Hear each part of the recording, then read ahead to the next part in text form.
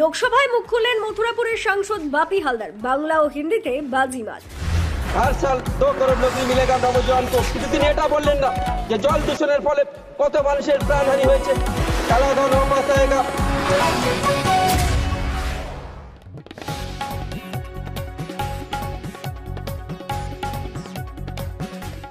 চলতি মাসের 19 তারিখে লোকসভায় মথুরাপুর লোকসভা কেন্দ্রের সাংসদ বাপি হালদার লড়াকু নেতার বক্তব্য, তার মুখে আগুনের গোলা। 10 মিনিটের বক্তব্যে পার্লামেন্টের সকলের সামনে তুলে ধরলেন জল জীবন মিশন নিয়ে মথুরাপুর লোকসভা কেন্দ্রের মানুষের সমস্যার কথা, জলসম্পদ ও নদী উন্নয়ন নিয়ে পাথর প্রতিমা ব্লক, সাগরদ্বীপ ব্লকের নতুন বাঁধ নির্মাণ ও ভাঙা বাঁধ মেরামতের কথা। কি বললেন মথুরাপুর লোকসভা কেন্দ্রের মাননীয় সাংসদ বাপি হালদার?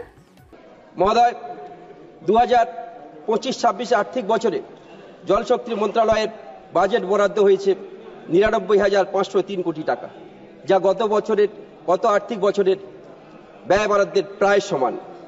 এই মন্ত্রণালয়ে দুটি বিভাগ রয়েছে: জল সম্পদ, নদী উন্নয়ন, গঙ্গা পুনরুজ্জীবন এবং পানীয় জল স্যানিটেশন বিভাগ। মহোদয়, ঘটা করে ঢাকঢোল পিটিয়ে 2019 সালে মাননীয় প্রধানমন্ত্রী জল জীবন মিশনের প্রকল্পটি শুরু করেছিলেন। তিনি বলেছিলেন, देश की 140 करोड़ जनता को गारंटी दिया जाएगा कि हर एक परिवार को 2024 तक शुद्ध पीने का पानी उपलब्ध कराया जाएगा। लेकिन सर, क्या हुआ इस गारंटी का?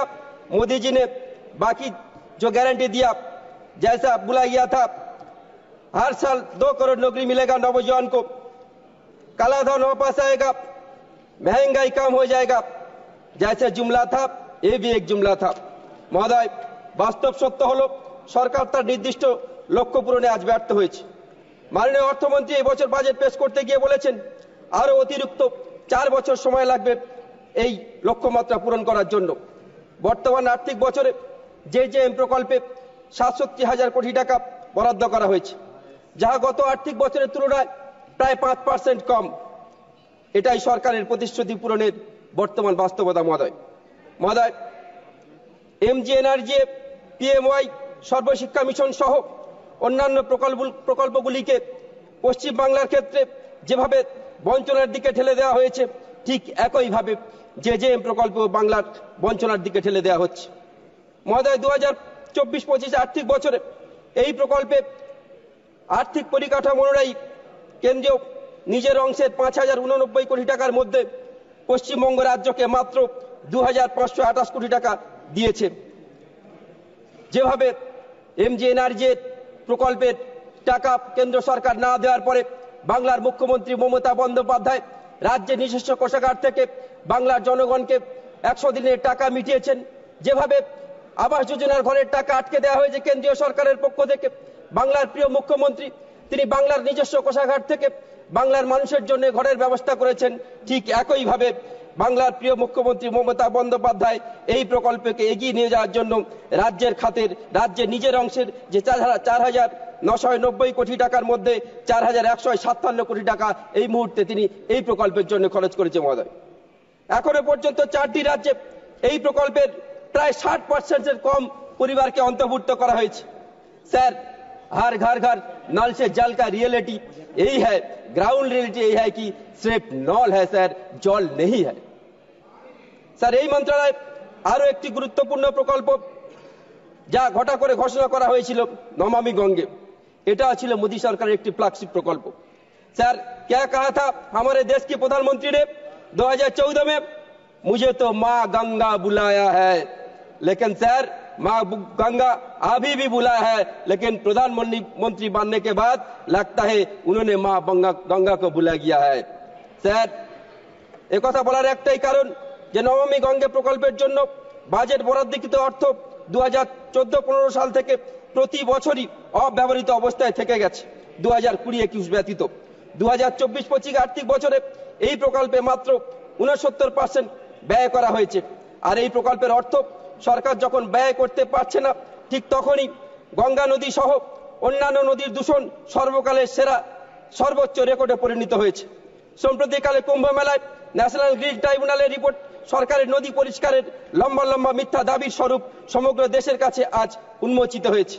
মাননীয় প্রধানমন্ত্রী কুম্ভ মেলা নিয়ে অনেক কথা বললেন, কিন্তু তিনি এটা বললেন না যে জল দূষণের ফলে কত মানুষের প্রাণহানি হয়েছে, কত মানুষ রোগে আক্রান্ত হয়েছে, এটাও দেশের মানুষ জানতে চায় মহোদয়। सर, नमामि गंगे के नाम पर जो हजारों करोड़ खर्च हुई है उसका कोई रिजल्ट नहीं दिख रहा है, इसके भी जांच होना चाहिए। और कैसे ये पैसा कहां गया, केंद्र सरकार को ये भी बताना चाहिए कि नदी की सफाई कब तक हो जाएगी। सर, स्वच्छ भारत मिशन এই প্রকল্পের এই মন্ত্রণালয়ের অধীন অন্তর্গত মহোদয়।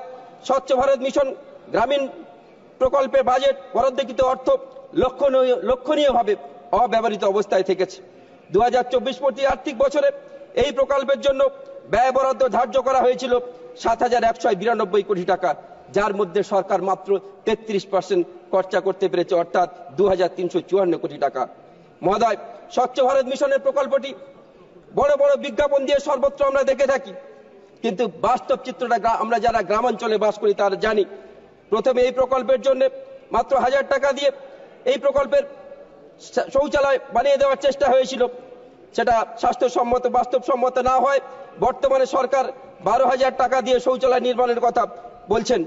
মহোদয়, রাজ্য সরকার যেখানে 3,000 টাকা দেয়, কেন্দ্রীয় সরকার 9,000 টাকা দেয়। আমরা সবাই জানি যে বর্তমানে দুর্মূল্য বাজারে সাধারণ মানুষের জীবনযাপন করতে নাজেহাল হয়ে পড়ছে। ঠিক সেই জায়গা থেকে 12,000 টাকা দিয়ে ব্যবহারযোগ্য শৌচালয় বানানো কতটুকু যুক্তিসম্মত, কতটুকু বাস্তব, সেটা নিশ্চিত বাজেট বরাদ্দকৃত অর্থ খরচের যা পরিসংখ্যান তা থেকে আমরা সবাই বুঝতে পারি।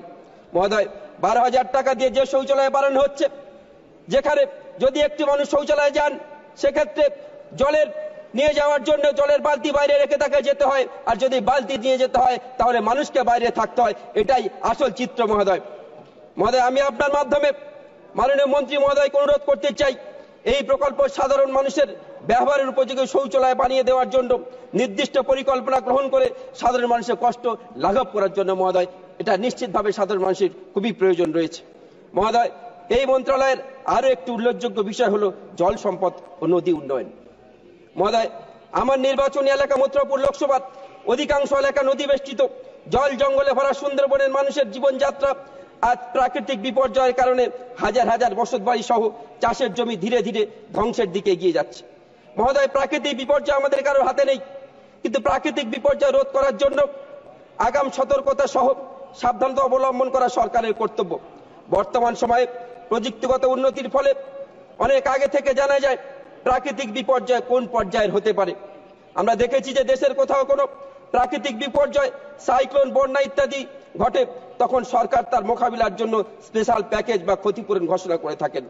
যদিও পশ্চিমবাংলা তার ন্যায্য ক্ষতিপূরণ থেকে বারে বারে বঞ্চিত হয়েছে, সেটা আমপান হোক, সেটা ইয়াস হোক বা সাম্প্রতিককালের বন্যা হোক।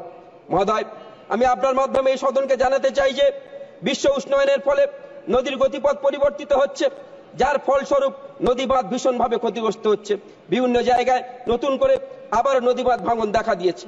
প্রাকৃতিক বিপর্যয় হলে সরকার যেমন তার পুনর্নির্মাণের ব্যবস্থা করেন, ঠিক তেমনি নদীর গতিপথ পরিবর্তনের ফলে যে নদী বাঁধগুলি ভাঙছে তা পুনর্নির্মাণের কোনো পরিকল্পনা সরকারের কাছে আছে কি, এই মন্ত্রণালয়ের কাছে আছে কি, আমার জানা নেই। মহোদয়, যদি এই রকম কোনো পরিকল্পনা সরকারের কাছে না থেকে থাকে তাহলে যত দ্রুত সম্ভব পরিকল্পনা তৈরি করে নদীর বাঁধ রক্ষা করে উপকূলবর্তী এলাকার বাসিন্দাদের নিরাপদ আশ্রয়ের ব্যবস্থা করার জন্য অনুরোধ জানাই। মহোদয়, এ বিষয়ে উদাহরণস্বরূপ বলতে হয়, আমার নির্বাচন এলাকার পাথর প্রতিমার গোবর্ধনপুরের বিশাল নদী ভাঙন শুরু হয়েছে, যার ফলে বহু গ্রাম, কয়েকশো একর চাষের জমি নদী গর্ভে চলে যেতে বসেছে। মহোদয়, সাগর বিধানসভা এলাকার মৌসুমী দ্বীপ মুড়িগঙ্গা নদীর উপর দিয়ে সাগর বিধানসভা এলাকার ঘোড়ামারা দ্বীপ, যেখানে মুড়িগঙ্গা নদীর উপর দিয়ে মালবাহী জাহাজ চলাচল করে, নদীর নাব্যতা কমে যাওয়ার ফলে জাহাজ তার গতিপথ পরিবর্তন করে নদীর কিনারার কাছ দিয়ে যাওয়ার ফলে নদীর ভাঙন বৃদ্ধি পাচ্ছে, যার ফলে চাষের জমি, বসতবাড়ি থেকে শুরু করে বিদ্যালয় থেকে শুরু করে এমনকি স্বাস্থ্যকেন্দ্র পর্যন্ত নদীর গর্ভে চলে যেতে বসেছে। এ বিষয়ে উল্লেখযোগ্য, পশ্চিমবাংলা তথা ভারতবর্ষের ঐতিহ্যবাহী তীর্থক্ষেত্রগুলির মধ্যে অন্যতম গঙ্গাসাগর তীর্থক্ষেত্র, যেখানে ভগবান কপিল মহারাজের মন্দির বিদ্যমান। মহাশয়, যেখানে সারা বছর তো বটেই, মকর সংক্রান্তির পুণ্যতিথিতে লক্ষ লক্ষ পুণ্যার্থীর সমাগম হয় ভারতবর্ষের দ্বিতীয় বৃহত্তম মানব মেলা গঙ্গাসাগর মেলায়। বাংলার মাননীয় মুখ্যমন্ত্রী মমতা বন্দ্যোপাধ্যায় বহুবার কেন্দ্রীয় সরকারকে বলেছেন গঙ্গাসাগর মেলাকে জাতীয় মেলা ঘোষণা করতে, কিন্তু সে বিষয়ে সে বিষয়ে কেন্দ্রীয় সরকার এখনো পর্যন্ত ভ্রুক্ষেপ দেখেনি। বর্তমানে গঙ্গাসাগরে কপিল মহারাজের মন্দির সহ পার্শ্ববর্তী এলাকায় নদী ভাঙনের ফলে ধীরে ধীরে ধ্বংসের দিকে এগিয়ে যাচ্ছে। মহোদয়, আমরা দেখেছি গত কয়েক বছরে কেন্দ্রীয় সরকার কেদারনাথ, হরিদ্বার, বারাণসী সহ একাধিক তীর্থক্ষেত্রগুলির নদী তীর নির্মাণ সৌন্দর্যায়নের ক্ষেত্রে কোটি কোটি টাকা খরচ করেছেন, কিন্তু পশ্চিম বাংলায় অবস্থিত বলে গঙ্গাসাগরের ক্ষেত্রে বারে বারে বঞ্চিত করা হয়েছে। গঙ্গাসাগরকে বারে বারে বঞ্চনা বেড়ে চলেছে। গঙ্গাসাগরকে রক্ষা করার জন্য কোনো প্রয়াস এই বাজেটে রাখা হয়নি। মহোদয়, বাংলার প্রিয় মুখ্যমন্ত্রী মমতা বন্দ্যোপাধ্যায় চেষ্টা করেছেন গঙ্গাসাগরকে বাঁচাতে, গঙ্গাসাগরের সৌন্দর্য বাড়াতে তিনি উদ্যোগ নিয়েছেন। ইতিমধ্যে মুড়িগঙ্গা নদীর উপর গঙ্গাসাগর সেতু নির্মাণ করে পুণ্যার্থীদের যাতায়াতে তিনি সুবিধা করে দেওয়ার ব্যবস্থা করছেন। মহোদয়, আমি আপনার মাধ্যমে সরকারের কাছে অনুরোধ করতে চাই, অন্যান্য তীর্থক্ষেত্রগুলির মতো গঙ্গাসাগরকে বাঁচাতে, গঙ্গাসাগরকে সৌন্দর্য বাড়াতে অবিলম্বে সরকার পদক্ষেপ গ্রহণ করুক এবং গঙ্গাসাগরের আশু মর্যাদা, হৃত গৌরবকে স্বীকার করে গঙ্গাসাগর মেলাকে জাতীয় মেলা ঘোষণা করুক এবং গঙ্গাসাগরের যে ভাঙন বিপর্যয় হয়েছে সেই বিপর্যয়কে জাতীয় বিপর্যয় ঘোষণা করে গঙ্গাসাগরকে রক্ষা করার জন্য স্পেশাল প্যাকেজ সরকার ঘোষণা করুক। মহোদয়, পরিশেষে আপনার মাধ্যমে জলশক্তি মন্ত্রণালয়কে অনুরোধ করতে চাই, সুন্দরবনের জনজীবনকে রক্ষা করতে, সুন্দরবনের নদীবাঁধগুলিকে রক্ষা করতে, সুন্দরবনের ঘোড়ামারা দ্বীপ, পাথর প্রতিমা বিধানসভার বিস্তীর্ণ অঞ্চল, গোবর্ধনপুর কোস্টাল এরিয়া, মৌসুমী দ্বীপ, কাকদ্বীপ, নামখানা, বকখালি, রায়দিঘি, গোসাবা, বাসন্তী এবং কুলতলির বিস্তীর্ণ নদীবাঁধগুলির কংক্রিটে রূপান্তরিত করে সাধারণ মানুষকে যাতে সুরক্ষা দেওয়া যায়, উপকূলবর্তী মানুষের যাতে সুরক্ষা দেওয়া যায় তার ব্যবস্থা করবেন। মহোদয়, ধন্যবাদ, নমস্কার, জয় হিন্দ, জয় বাংলা।